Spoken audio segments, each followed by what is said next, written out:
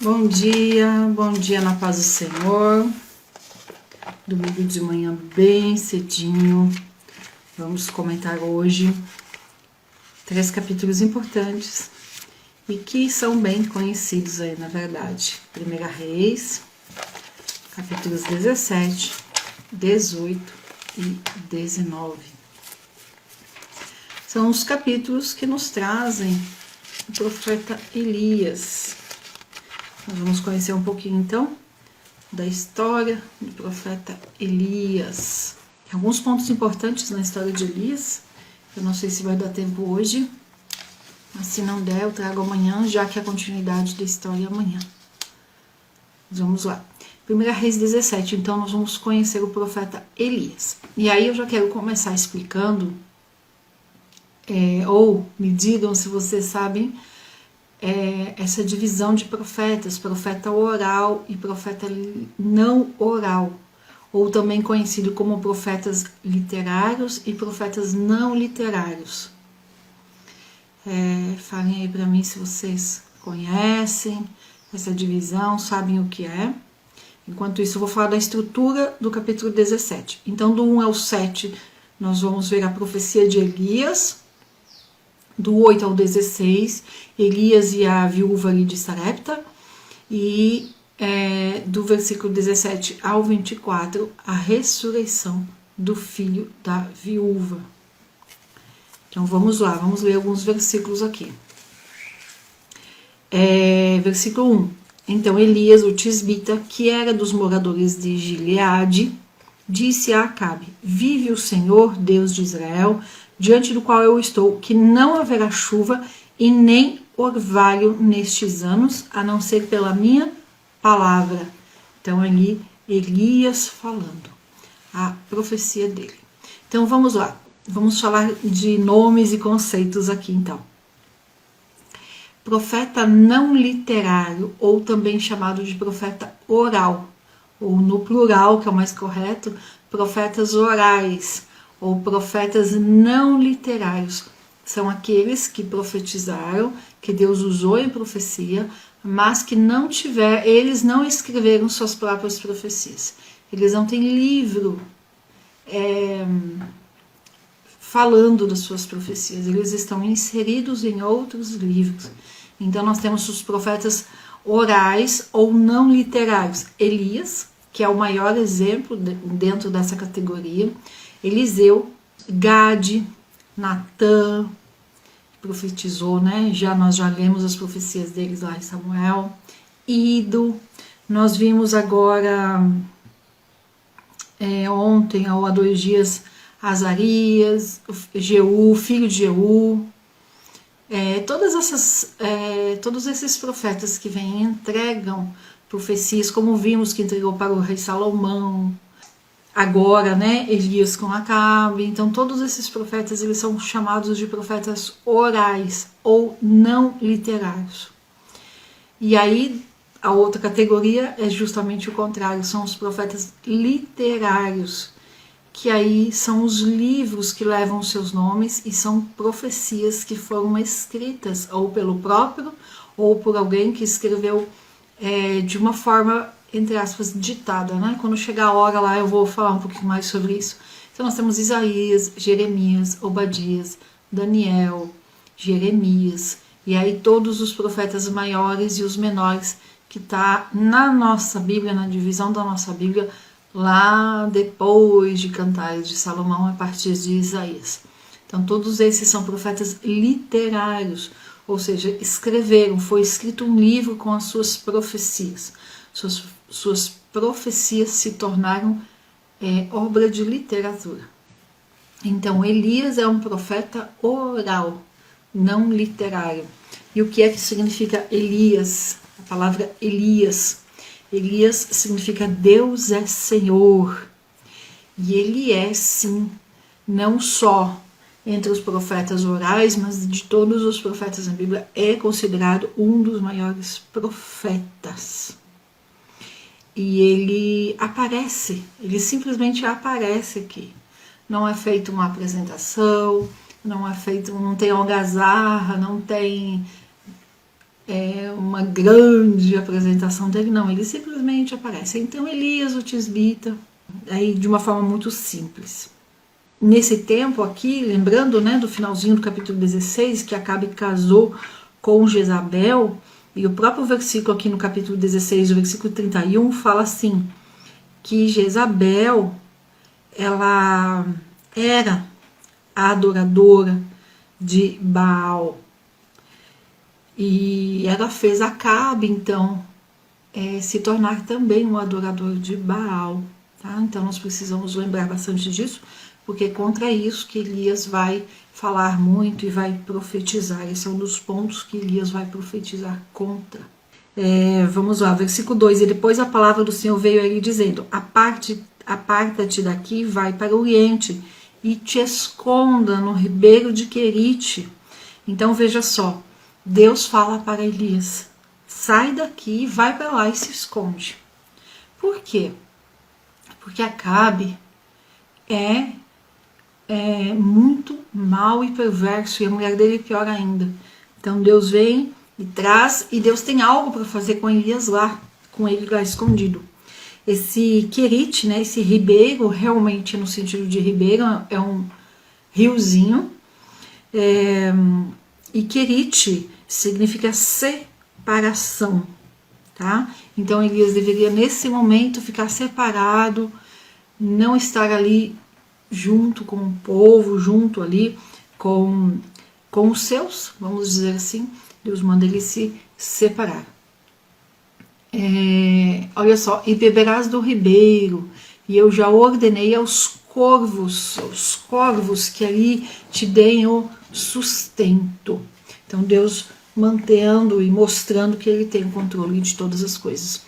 E ele foi e fez conforme a palavra do Senhor, pois se foi e se assentou junto ao ribeiro de Querite, que está diante do Jordão, e os corvos ali lhe traziam pão e carne pela manhã, e pão e carne à tarde, e bebia do ribeiro.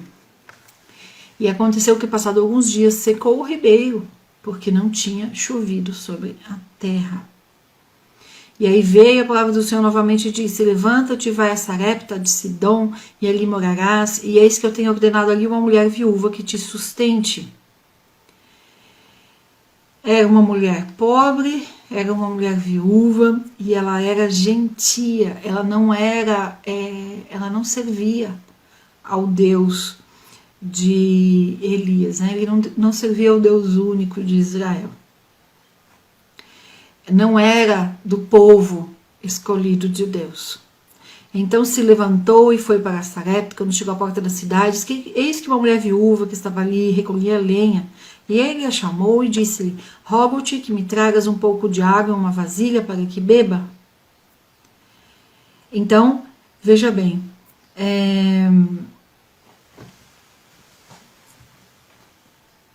Deus o direcionou ali para isso. E ela foi e trouxe água. Ele chamou ela de novo e falou assim, olha, me dá também um pouco de pão, me dá um bocado de pão. E ela respondeu, vive o Senhor, o teu Deus, que não tenho pão cozido, mas somente um punhado de farinha tenho na panela e um pouco de azeite e uma botija. E agora eu recolhi aqui alguns cavacos para entrar e prepará-lo para mim e para o meu filho, para que o comamos e morramos. Ou seja, ela estava vivendo uma situação de desespero, de fome, uma situação de desespero, de escassez. Aí, mas olha só, ela não servia ao Deus de Israel, ela não fazia parte do povo da aliança. Talvez ela tivesse dado as costas já ali aos deuses do povo dela, né? Mas o que eu quero chamar a atenção é assim, o que ela viu, né, em Elias. O que eu quero chamar a atenção é assim, ela viu Elias E ela viu o quê? Que ela fala para ele, né? Vive o Senhor teu Deus. De alguma forma, ou no jeito dele, no proceder, em alguma coisa, ela viu, ela reconheceu que ele era judeu, mas principalmente ela falou em Deus. E nós temos que refletir a luz de Cristo, mas será que as pessoas, aqui ela não conhecia Elisa, mas será que as pessoas que nos conhecem, elas sabem da nossa fé em Deus? Porque isso que nós temos que fazer. Nós precisamos mostrar Cristo através da nossa vida. Será que o jeito de nós falarmos? Será que as pessoas ao falar conosco, elas pensam em Deus ao nos ver? Será que quando elas olham para nós, quando elas têm um problema, quando acontece alguma coisa, elas pensam assim, eu quero que fulana ore por mim, porque o Deus dela responde? Sabe? É isso que esse deve ser o nosso objetivo, as pessoas precisam ver Cristo em nós. A começar da nossa casa, a começar da nossa família, que é o lugar mais difícil de mostrar isso, porque é onde nós realmente nos mostramos quem somos, nas nossas fragilidades, as nossas limitações, as nossas fraquezas. É onde a gente perde a paciência, é onde a gente fica fraco, enfim. Será que as pessoas olham para nós e sabem que nós temos fé em um Deus vivo? E é o versículo 13, e Elias lhe disse, não tenha temor, vai, faz conforme a tua palavra, mas faze para mim primeiro um pequeno bolo cozido debaixo da cinza, me trazei aqui, e depois farás para ti, para o teu filho. Era uma prova, né? Era uma prova, era uma lição ali. Elias falando aqui, dá primeiro para mim e depois faz para você, era a prova de Deus ali com esta mulher. Nós vivemos numa situação, num mundo, numa cultura onde a gente tira da gente primeiro para depois dar para o outro. E muitas vezes a gente quer demais para a gente. E a gente fala, não sobrou nada para dar para o outro. Eu não tenho para ajudar o outro. Aqui Deus estava provando essa mulher pobre que estava numa situação de desespero por causa de comida. E Deus, é como Deus falando, né? Dá para mim primeiro o que você tem, porque depois eu lhe recompensarei. E aí Elias continua falando, porque o Senhor, Deus de Israel, tem dito assim, a farinha da panela não escasseará, nem diminuirá o azeite da botija até o dia em que o Senhor dará chuva sobre a face da terra. Agora, essa mulher ouviu que ela tinha que dar primeiro para o profeta e depois fazer para ela e para o filho. Agora tinha uma promessa. Deus falando, não vai faltar. Não vai faltar até o dia que chover de novo.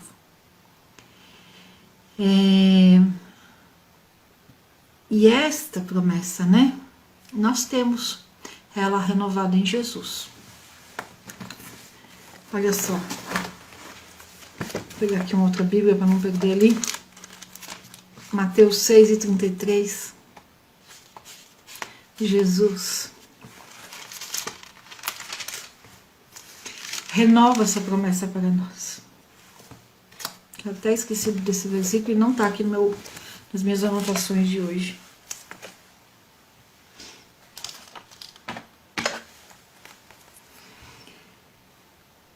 Mas buscar primeiro o reino de Deus e a sua justiça, e todas essas coisas vos serão acrescentadas.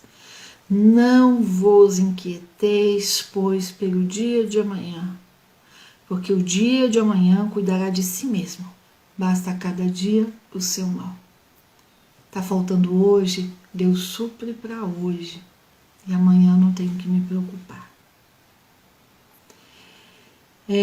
Só rememorando aqui a parte que Jesus fala, o versículo 31, né? Não andeis, pois, inquietos, dizendo o que comeremos, ou o que beberemos, ou com o que nos vestiremos, porque todas essas coisas os gentios procuram.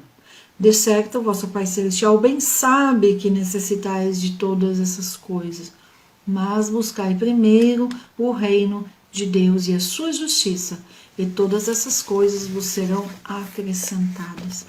É isso que nós estamos fazendo nesta manhã, procurando primeiro o reino de Deus, entendendo primeiro as coisas de Deus, e as outras coisas vos serão acrescentadas. Mas veja bem, que Jesus fala de necessidades, não de luxos, de coisas supérfluas, mas de necessidades. E aí vamos continuar aqui com Elias. Amém, Jesus. Esse versículo é maravilhoso. Essa passagem aqui de Jesus.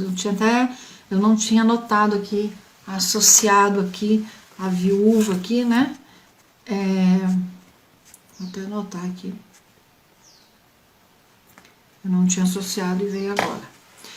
E aí, Elias, então, é usado por Deus para proceder esse milagre ali. Ele comeu, ela comeu, o filho, e por muitos dias. Uma coisa interessante aqui, o versículo 15, que eu quero citar aqui. E então ela foi e fez como lhe disse Elias, e comeu ele, e ela e a sua casa por muitos dias. Esse sua casa se refere ali aos parentes, tá? Não só ela e o filho. E quanto mais ela tirava ali da panela, mais havia Deus ali suprindo. E a farinha da panela não escasseou, nem minguou o azeite da botija, conforme a palavra do Senhor que havia sido dita por Elias. Ela passou na prova, ela atendeu, cumpriu, fez conforme o profeta falou, e Deus a recompensou, e ela viu a promessa de Deus sendo cumprida na vida dela. Versículo 17, depois dessas coisas aconteceu que caiu doente o filho dessa mulher, dona da casa, e a sua enfermidade era muito grave, de modo que não ficou nele fôlego algum, ou seja, ele morreu. E ela disse, o que tenho contigo, homem de Deus? Tens vindo tu a mim para trazer memória as minhas iniquidades e para fazer morrer o meu filho? E ele lhe disse, dá aqui o teu filho. E ele o tirou do seu regaço e levou-o para cima ao quarto onde ele mesmo habitava e o pôs sobre sua cama. E clamando ao Senhor disse, ó Senhor meu Deus, até a esta viúva em cuja casa eu estou hospedado, afligiste, matando-lhe seu filho? E se estendeu sobre o menino 3 vezes e clamou ao Senhor, dizendo, ó Senhor meu Deus, rogo-te que devolvas a alma deste menino ao seu corpo. E o Senhor ouviu a voz de Elias, e a alma do menino voltou para o corpo e reviveu. E Elias, tomando o menino, trouxe-o do quarto para casa e o deu à sua mãe, e lhe disse, Elias, olha, o teu filho vive. Então disse a mulher a Elias, agora conheço que tu és um homem de Deus e que a palavra do Senhor é verdade em tua boca. Olha só, né? Quanto tempo que ficou aqui, quanto tempo que passou essa situação, esse capítulo 17. A gente não tem aqui nos versículos, né? Uma fala de quanto tempo que durou, quanto tempo que foi, mas não foi uma coisa rápida, tá? Foi cerca aí de 3 anos e 6 meses. Vamos ver isso? Pegar outra Bíblia. Então não é uma coisa rápida ali com a viúva. Não foi farinha na panela 2 dias. Não foi farinha na panela 1 ano, tá? Foi farinha na panela. Vamos passear pela Bíblia? Eu falei, né, que se não der tempo hoje a gente continua amanhã, já que amanhã é a continuidade mesmo. Tiago, vamos para o livro de Tiago, rapidinho. Capítulo 5 e versículo 17. Nós vamos ler o seguinte. Elias era homem sujeito às mesmas paixões que nós, e orando, pediu que não chovesse, e por 3 anos e 6 meses não choveu sobre a terra. E orou outra vez, e o céu deu chuva, e a terra produziu o seu fruto. Então, 3 anos e meio durou esse tempo sem chuva. Veja, ele falou para Acabe que não ia chover enquanto ele não pedisse chuva para o céu. Ali o versículo 1 do 17, né? Então Elias disse a Acabe: vive o Senhor, diante do qual eu estou, que não haverá chuva nem orvalho nesses anos, a não ser pela minha palavra. E aí ele saiu dali e já foi lá para o ribeiro, né, de Querite, e ficou lá poucos dias, e de lá ele foi ali para a viúva. Então vamos dizer que ele ficou ali, vamos aqui deduzir, né, que ele ficou ali na casa da viúva por 1 ano, até 2 anos aí. Nesse tempo não faltou farinha na panela, não faltou azeite, não faltou nada. Aquela mulher que estava desesperada, se preparando para comer a última refeição e depois morrer de fome, foi suprida durante todo esse tempo por Deus. Deus cumpriu na vida dela a promessa. Então ele ficou ali no ribeiro de Querite, a Bíblia não fala quanto tempo, mas entende-se de 1 a 2 anos, não mais que isso, porque foi o tempo que não choveu e o ribeiro secar. Então ele ficou ali até que secasse o ribeiro. O ribeiro não seca em 1 mês, né? De forma natural. Então 1 ano, 1 ano e meio, de 1 a 2 anos, tá? Não menos que 1 ano, mas também não foi mais do que 2 anos. Depois disso ele foi lá para onde ele teve o encontro com a viúva e ficou ali. Então, capítulo 17, o restante do capítulo 17 aí. Então não é 1 mês que Deus providenciou comida, não foi algo rápido, não foi uma fome de 6 meses, não. Deus supriu por o tempo necessário, até que tivesse chuva de novo, já que eles dependiam da agricultura, dependiam da chuva, para que a semente crescesse e frutificasse. E Deus supriu durante todo o tempo. Ela não sabia quanto tempo que ia durar isso, ela não sabia. Mas enquanto ela estava tirando da panela, Deus ia suprindo, porque foi a promessa. Enquanto você estiver tirando da panela, a farinha da panela não escasseará, nem diminuirá o azeite da botija, até o dia em que o Senhor dará chuva sobre a face da terra. Então ela ficou ali comendo da provisão de Deus, assim como o povo no deserto, ali com o maná. E aí no capítulo 18, então, nós temos novamente Elias, ali nesse 3º ano de fome, e Deus fala com ele, dizendo: vai te apresentar a Acabe, porque eu darei chuva sobre a face da terra. Então no capítulo 18 nós temos do 1 ao 16 a mensagem de Elias a Acabe.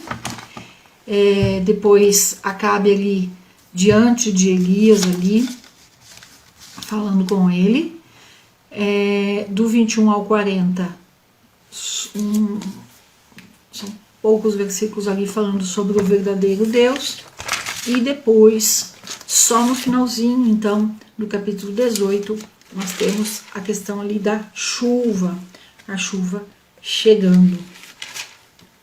Vamos ler então alguns versículos aqui no 18.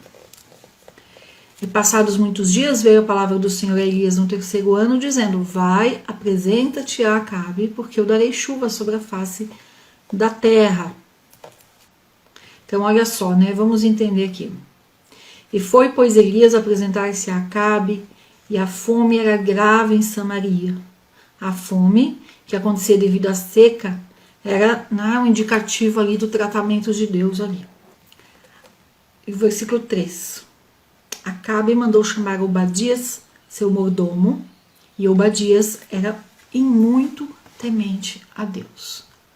Amém, Renata? Louvado seja Deus. Amém. Louvado seja Deus mesmo. É Ele que supre todas as coisas, é Ele que cuida de nós. Então, olha só, né? Ai, Janaína, mas aqui no versículo 1 tá falando, né, que a palavra veio a Elias no 3º ano. E lá em Tiago fala 3 anos e 6 meses. Então o que acontece? A palavra do Senhor veio no 3º ano, que é o versículo 1. Lá em Tiago que nós lemos, né, a chuva, a seca durou 3 anos e 6 meses. Então vamos entender por que tem essa... Parece que é uma contradição. E os críticos da Bíblia, eles falam que é um erro, né? Que é uma contradição da Bíblia, mas não tem nada de contradição. Aqui em Tiago fala assim, né? Elias era homem sujeito às mesmas paixões que nós, e orando, pediu que não chovesse, e por 3 anos e 6 meses não choveu. Então veja bem, aqui no versículo 1 é 3 anos. Vai chover, vamos entender? Vai chover somente aqui,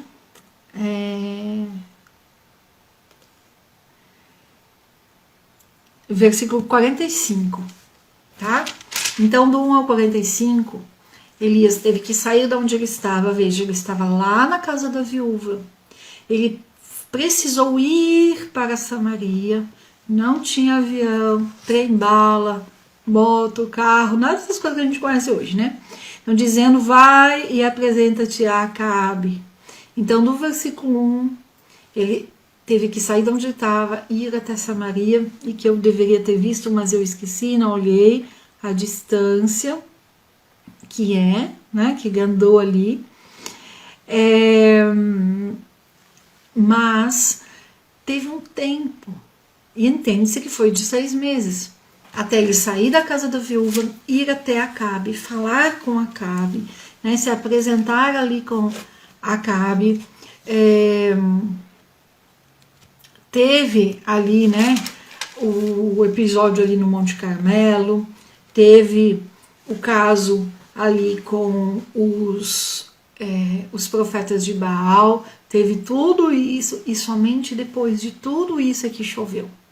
Então, entendemos que do versículo 1 até o 45 passaram-se 6 meses, uma coisa que a gente lê em minutos, tá bom? Vamos lá então? Vamos ler mais um pouquinho, né? Versículo 18, capítulo 18. Acabe mandou chamar Obadias, seu mordomo, e Obadias era em muito temente ao Senhor. Então vamos lá. Esse Obadias aqui não é o Obadias que tem o livro de Obadias, não é a mesma pessoa, tá bom? Primeira coisa. Não é o profeta que escreveu o livro Obadias. E esse homem aqui, que servia a Deus e era muito temente a Deus, ele foi colocado ali como mordomo por Deus. Porque ele vai ajudar, ele vai ter um papel primordial ali em ajudar a esconder os profetas e também alimentar, dar comida para esses profetas. Acabe mandou chamar então Obadias. E o versículo 4, porque quando Jezabel destruía os profetas do Senhor, Obadias tomou 100 profetas, os quais escondeu de 50 em 50 em covas e os sustentou com pão e água.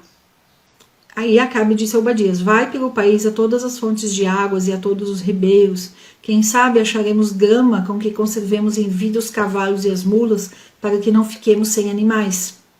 Ou seja, era tanta fome que os animais já estavam morrendo também, já estava chegando a um ponto crítico para os animais. E dividiram entre si o país para percorrê-lo. Acabe foi por um caminho e Obadias foi por outro. Indo Obadias já pelo caminho, encontrou-se com Elias, e quando o reconheceu, prostrou-se em terra sobre o seu rosto e disse, não és tu, meu senhor Elias? E ele respondeu, sou eu, vai e dize ao teu senhor, eis que aqui está Elias. Mas ele disse, no que pequei para que tu entregues teu servo na mão de Acabe para que me mate? Por quê? Porque Obadias ia lá falar para Acabe que tinha visto Elias, que estava em determinado lugar, Acabe não ia encontrar Elias e ia acabar matando Obadias. E aí ele responde: vive o Senhor teu Deus, que não houve reino nem nação onde o meu Senhor não tem enviado para te buscar. Acabe tinha procurado Elias. Lá antes, 3 anos antes, Elias tinha dito para Acabe: não vai chover enquanto eu não falar que venha chuva. E aí ele se escondeu, que Deus mandou esconder. Nesse tempo, nesses 3 anos, Acabe fez uma busca por todas as terras do Reino do Norte, procurando por Elias. E se ele tivesse encontrado Elias, o intuito era de matar. Então aqui no versículo 10, não está aqui. Ele fazia com que os reinos e as nações jurassem que não te haviam encontrado. Então ele não procurou só no Reino do Norte, ele procurou em todas as fronteiras, em todas as regiões ali. Por que Acabe então estava tão desesperado, para encontrar Elias? Justamente lá por causa do início do capítulo 17, quando Elias disse que não ia chover. E aí Obadias continua: e agora tu dizes, vai e diz ao teu Senhor, eis que está aqui Elias. Aí ele continua falando ali, que ele poderia morrer se Acabe não encontrasse Elias. O versículo 13. Não foi dito, porventura, meu Senhor, o que fiz quando Jezabel matava os profetas do Senhor? Como escondi dos profetas do Senhor 100 homens, de 50 em 50 em covas, e os mantive com pão e água? E agora tu dizes, vai e diz ao teu Senhor, eis que está aqui Elias. E aí Elias fala: vive o Senhor dos exércitos, diante do qual eu estou, que hoje me mostrarei a ele. Por quê? Porque Deus tinha mandado ele se apresentar ao Senhor, a Acabe, aí no versículo 1. Então Obadias foi e falou para Acabe, e Acabe então veio se encontrar com Elias. E quando Acabe viu Elias, já começou a perguntar: é você que está perturbando Israel? Eles respondem: não fui eu não estou perturbando, você é que deixou os mandamentos do Senhor, você é que foi adorar Baal. E aí ele faz o desafio: envia, pois, agora e ajunte-se a mim todo o Israel no Monte Carmelo, juntamente com os 450 profetas de Baal e os 400 profetas de Azirá, que comem da mesa de Jezabel. Então, tinha 850 profetas ali, falsos profetas, e 400 profetas eram sustentados por Jezabel, ou seja, com o imposto do povo. E aí veio então, olha a hora, gente? Veio então esse acontecimento ali no Monte Carmelo, versículo 20. Então Acabe fez uma convocação de todos os filhos de Israel e reuniu também os profetas no Monte Carmelo. Isso não foi rápido, não foi uma convocação que muitas vezes a gente lê o versículo e não imagina. Hoje a gente convoca as pessoas com um post no Instagram, com uma mensagem no WhatsApp, e a gente consegue fazer uma convocação até para o mesmo dia. Aqui precisava mandar pessoas chamando, convocando, bater nas portas. Jezabel estava matando os profetas do Senhor. Então não foi um dia, não foi 2 dias. A história não fala aqui na Bíblia quanto tempo foi, mas foram dias ou talvez até algumas semanas até juntar todo mundo. E aí aquele prazo de 6 meses que eu disse, entre o versículo 1 e o versículo 45, está acontecendo. Aqui nesse versículo 1, já está acontecendo aí muitos dias que estão dentro desses 6 meses. Muitas vezes, a gente lê a Bíblia de uma forma um pouco mais rápida e a gente não se atenta para isso, de que demorou tempo. Nós estamos vivendo num mundo onde tudo é muito rápido. Então quando fala, e Elias, então Acabe fez uma convocação de todos os filhos de Israel e reuniu também os profetas do Monte Carmelo, certeza que Acabe não conseguiu convocar os profetas do Senhor. E aí assim, a gente lê e não faz essa comparação de tempo, E aí muitas vezes nós paramos e oramos e queremos algo do Senhor, ou uma palavra, ou uma ajuda, ou uma cura, um milagre, uma porta de emprego, a gente quer alguma coisa. E a gente lê aqui e fala, aqui foi tão rápido, por que comigo não é rápido? Mas não foi rápido, é porque a gente não para analisar. A gente acha assim que alguém fez uma convocação ali e no mesmo dia estava todo mundo ali. Não, as coisas não são rápidas conforme nós queremos ou conforme nós lemos e achamos que é. E aproximando-se Elias de todo o povo, disse: até quando vacilareis vós entre dois pensamentos? Se o Senhor é Deus, seguiu, e se Baal, ide após ele. E o povo não respondeu nada. Elias queria lhe mostrar que Deus era Deus, que Deus era um Deus vivo e não Baal. E Elias fala, voltou a dizer ao povo, só fiquei eu por profeta do Senhor. Veja que ele não está dizendo que ele é o único profeta, mas o único presente ali, representando nessa função ali. Afinal, ele que havia desafiado, Mas dos profetas de Baal há 450 homens. Um homem contra 450 de Baal. Então, um profeta do Senhor contra os 450. E ele continua: dai-nos, pois, 2 bezerros, e eles escolham um para si, cortem-no em pedaços, e ponham-no sobre lenha, mas não ponham fogo debaixo. E eu prepararei o outro bezerro, e o porei sobre a lenha, e nenhum fogo porei debaixo. Com certeza ele estava falando aqui, o Senhor havia falado com ele sobre isso, sobre como proceder. Elias não era um homem que agia por si até aqui. Nós vamos ver depois que ele vai agir para ele mesmo, mas aqui não. E invocareis então o nome do vosso Deus, e eu invocarei o nome do Senhor, e o Deus que responder com fogo, esse será Deus. E todo o povo respondeu dizendo: boa é esta palavra. E Baal, ele era o deus do sol, considerado ali o deus do sol, e também o senhor dos elementos da natureza. E o Senhor também se identificava, claro, com este mesmo sinal ali do fogo.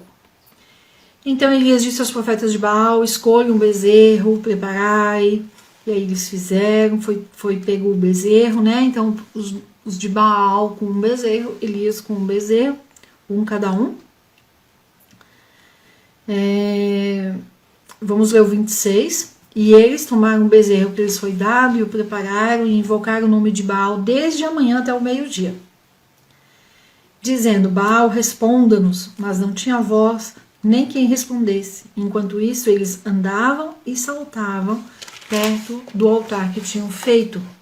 E aconteceu que ao meio-dia, Elias zombava deles, dizendo: gritai, porque ele é Deus, vai que ele está conversando, vai que ele está em algum compromisso, vai que ele está viajando, será que não está dormindo? Gritem mais alto para que ele acorde. Elias estava ali zombando deles, literalmente. E eles clamavam em grande voz e se cortavam com facas e com lancetas, conforme o costume deles, fazendo sair sangue ali de si, porque estavam já ficando desesperados. Passou o meio-dia e eles continuaram sacrificando até a hora do sacrifício da tarde. Que hora é essa? Perto das 3 da tarde. E não tiveram resposta nenhuma. Não aconteceu nada. E Elias então vem e fala: aproximai-vos de mim. E todo o povo se achegou a ele. E ele reparou o altar do Senhor que estava quebrado.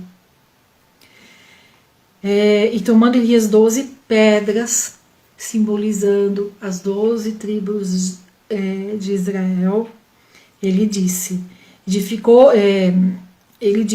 isso será, Israel será o teu nome. E edificou com aquelas pedras o altar em nome do Senhor. E depois fez um rego ao redor do altar, em que cabiam 2 medidas de semente, que é tipo uma valeta ao redor do altar. Colocou colocou a lenha, cortou o bezerro em pedaços e pôs sobre a lenha.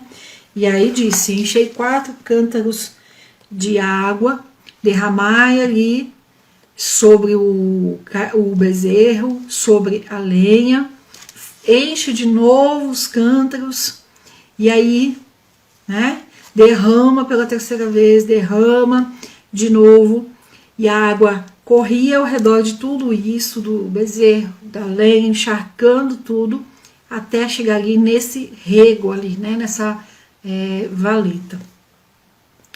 E aconteceu que, chegando a hora de oferecer o holocausto, aproximou-se o profeta Elias e disse: Ó Senhor Deus de Abraão, de Isaque e de Israel, seja hoje manifesto que tu és Deus em Israel e eu sou teu servo, e que por tua palavra tenho feito todas essas coisas.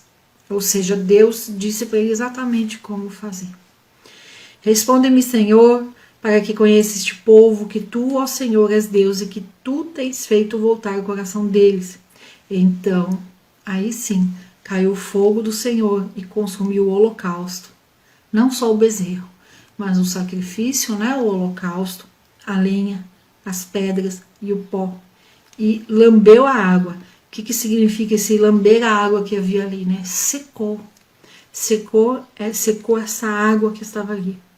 E quando todo o povo viu isso, caiu sobre os seus rostos, dizendo: só o Senhor é Deus.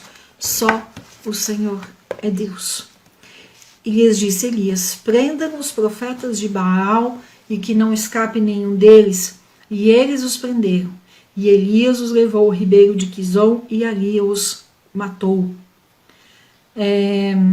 Não dá a entender que Elias matou diretamente os profetas, né? Mas ali por ordem dele. Então possivelmente talvez tenha sido o povo que fez isso por ordem de Elias, né? Enfim, porque ele não ia dar conta ali de matar os 450 homens tão rapidamente. Lindo mesmo, Marli. Eu vou colocar lá, eu não tenho, né, como colocar aqui no Instagram, eu vou colocar lá no Telegram mais tarde. Tem um desenho animado, inclusive excelente para os filhos. A Renata, que tem o menino adolescente, não sei se vocês conhecem esse desenho, chama Superbook. E de todos os desenhos bíblicos que eu já assisti, o Superbook é o que mais é fiel à escrita da Bíblia, tá? Porque eu acredito que isso aqui foi literal. E o Superbook mostra isso, né? Claro que tem uma parte lá, assim, é um menino e uma menina com um robô, e o robô tem ali uma função importante. O Superbook, o nome Superbook, se refere à Bíblia. E aí é como que Deus fizesse um túnel do tempo, né, para explicar isso. E leva o robô, o menino e a menina para o evento bíblico. Então eles chegam aqui. Muito bem, Patrícia, excelente. Helena ama e conhece muitas histórias ali, bem interessante. Do que eu conheço hoje, do que eu tenho assistido de desenho animado da Bíblia, o Superbook é o que é mais fiel. Não que seja, né, 100% ali, mas é o que mais se aproxima. E aí o Superbook, ele mostra este evento aqui de Elias. E quando... eu também gosto, que a gente assiste também, Renata. Eles gostam muito, até eu, isso mesmo. E mostra, né, esse momento onde onde cai o fogo do Senhor, consome todas as coisas. E quando todo o povo viu isto, caiu sobre os seus rostos. A gente não tem ideia, né, assim, do que é isso. E aí o desenho, ele mostra, né, o povo de Israel ali ao redor olhando, e quando isso acontece, eles realmente, né, caem o rosto e caem por terra, reconhecendo que só o Senhor é Deus, só o Senhor é Deus, né, repetindo essa fala aqui do versículo 39. Então, para quem não tem uma ideia de como é que foi, eu indico aí o Superbook, que ele vai conseguir ali, ele consegue, né, de uma forma muito próxima, né, muito fiel ao que está escrito aqui. O capítulo 19 vai ficar para amanhã mesmo, tá bom? Vamos continuar aqui no 18. Bom, e aí o que acontece depois, né? Elias disse a Acabe: sobe, bebe e come, porque há um ruído de abundância de chuva. Subiu, pois, Acabe para comer e beber, enquanto isso Elias tinha subido ao cume do Carmelo. E prostrou-se em terra, pôs o seu rosto entre os seus joelhos, ou seja, suplicando mesmo, e disse ao seu criado: rogo-te que subas e olhes para o lado do mar. E ele subiu e olhou e disse: não tem nada. E lhe disse: volta lá 7 vezes. Então, 7 nós sabemos que é o número de Deus, é o número ali da perfeição, mostrando então que essa chuva estava vindo de Deus, né, na proporção que Deus sabia que precisava. Por que não foi na primeira vez, né? Porque Deus estava mostrando aqui também sobre a questão de perseverar. Por isso que eu falei que nós não vamos entrar no 19 hoje, vamos deixar para amanhã. A questão de perseverar. Não é só pedir e pronto. Perseverar na oração. Janaína, por que é que tem que ficar orando e orando e orando se Deus é onisciente? Ele sabe todas as coisas. Realmente Deus é onisciente. Mas nós somos limitados, fracos e falhos demais. A oração, ela não é exatamente, né? Ela não é para mover o coração de Deus. Porque Deus já conhece, Deus já sabe, Deus já tem todos os seus planos. A oração é para o nosso coração. A oração é para transformar algo em nós. Quando muitas vezes nós oramos a primeira vez, pedindo algo que a gente precisa muito, seja uma cura, seja um emprego, não importa o que seja, nós pedimos de um jeito. Quando a gente persevera em oração, o nosso coração, Deus começa mudando, Deus muda cenários, mas Ele começa mudando antes o nosso coração. É o nosso coração que, quando nós vamos orando, vai sendo limpado, vai sendo transformado. Então, Deus transforma antes, Deus modifica antes a nossa vontade e o nosso coração. E Deus estava mostrando isso para Elias, fazendo com que ele perseverasse ali.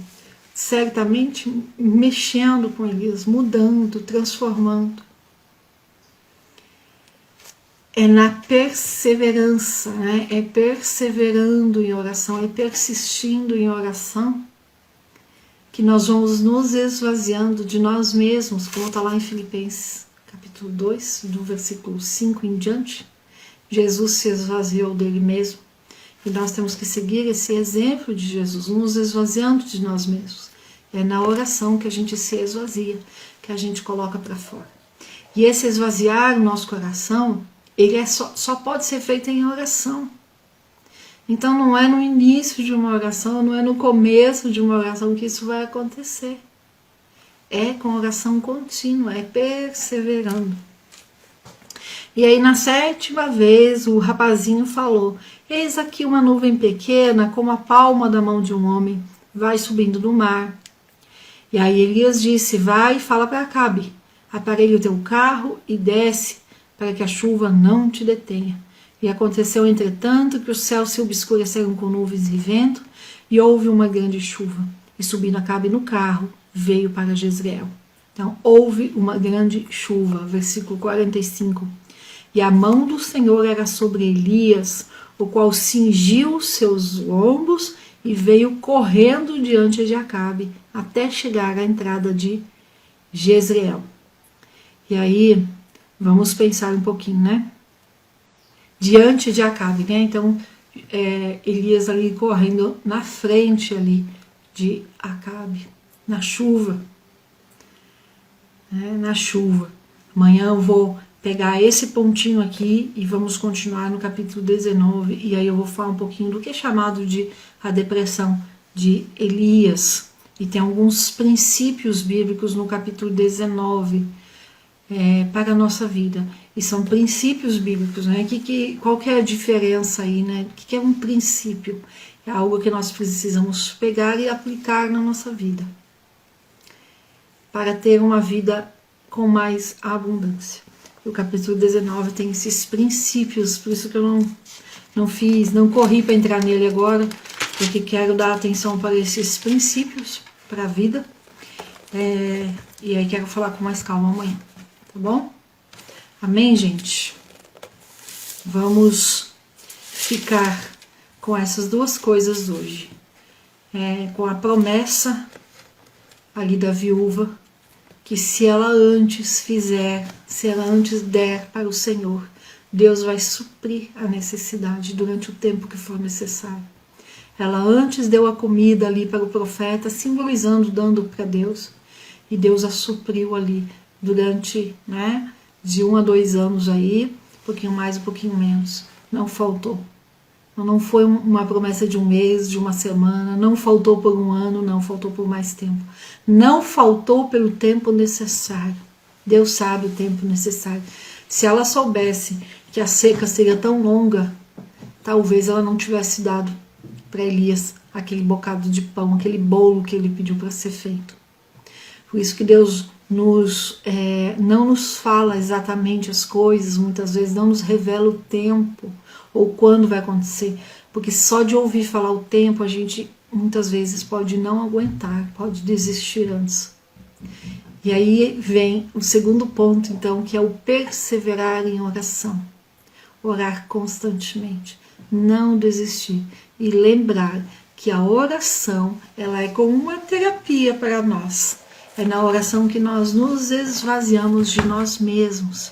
É orando que nós vamos nos tornar mais parecidos com Jesus, porque aí nós nos esvaziamos de nós mesmos. E depois, pela palavra, nós nos enchemos então de Deus, do que Deus nos fala, do que Deus nos ensina e de como viver essa vida mais parecida com Jesus. Amém? Leiam depois aí Mateus 6, do 31 em diante, e meditem nessa palavra hoje. Que vocês tenham um excelente domingo, um domingo debaixo da graça de Deus. Que Deus recompense pela companhia aqui, que Deus recompense por vocês estarem cedinho, buscando o alimento do alto, buscando da palavra de Deus. E que esse alimento realmente satisfaça essa fome que nós temos de Deus. Amém? Mais uma vez, que Deus abençoe